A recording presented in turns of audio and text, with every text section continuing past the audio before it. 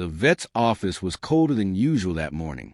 Amanda knew the look on Dr. Keller's face before he even opened his mouth. She could hear the slow, careful way he said cardiac failure, but none of the words afterward made it through the fog. Max was gone. Not sick for long, not old enough for it to make sense. Just gone. One minute her golden retriever was chasing squirrels in their backyard. The next he was limp in the backseat of the car as they sped through traffic, Amanda holding his paw, whispering, "Stay, stay, stay." He didn't. They buried Max in the garden, next to the hydrangeas he used to trample every summer. Amanda didn't speak much for days. She left his water bowl out, untouched. His leash hung on the door. His favorite blanket stayed on the couch. Daniel, her husband, grieved in silence. But something in him refused to settle.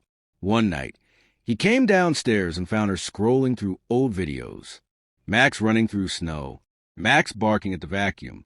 Max sleeping on her chest while she read a book. And then Daniel said something that didn't feel like real life. What if we could bring him back? She blinked. What? There's a lab in South Korea. They clone dogs. I read about it years ago. They've done it for police K-9 units, for celebrities, even for a billionaire's Pomeranian. I checked. It's possible.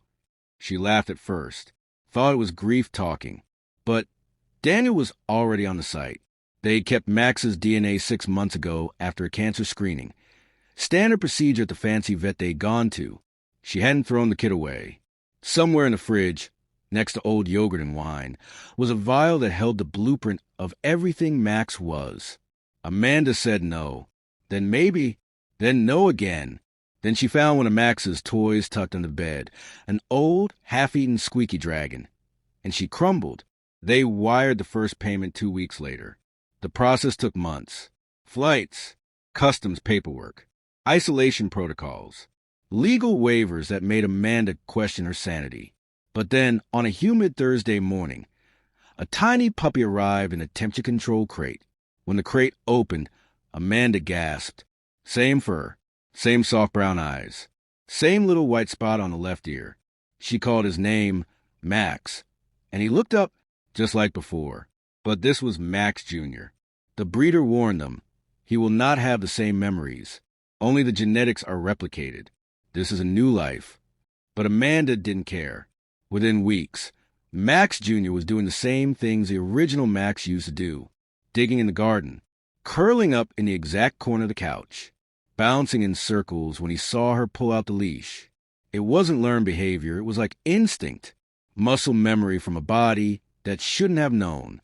Amanda and Daniel fell in love all over again. Their story went viral after a TikTok video of Max Jr. recreating a side-by-side shot of Max's puppy photo reached 9 million views. Interviews followed.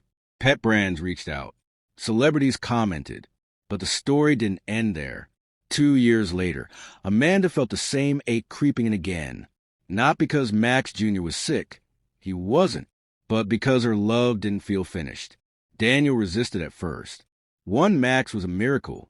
2 feels excessive. But Amanda couldn't ignore it. They contacted the lab again. The DNA sample had been cryogenically stored. It was viable.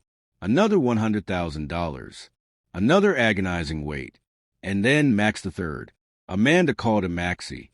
This one had a firecracker personality. Same look, same paws, but always stealing shoes and refusing to stay off the furniture. He barked more, ate faster, but every once in a while, he'd do something. Tilt his head a certain way, rest his chin on her lap just right, and she'd swear it was Max, the first Max. Her friends didn't understand. Some called it unethical. Some called it insane. But Amanda didn't clone Max to replace him. She did it to continue him. Max Jr. and Maxie became internet famous. They walked red carpets at pet influencer expos, wore designer collars worth more than most people's rent, had their own line of treats. Amanda started a foundation for aging dogs. Daniel wrote a children's book. But at night, in the quiet moments when the cameras were off and the world felt normal again, Amanda would sit between them, one head on each thigh, and run her fingers through fur that felt like yesterday. She knew grief. She knew the price of love. She just happened to be one of the few people on Earth who could pay to feel it again. And given the choice, she'd do it a third time, in a heartbeat.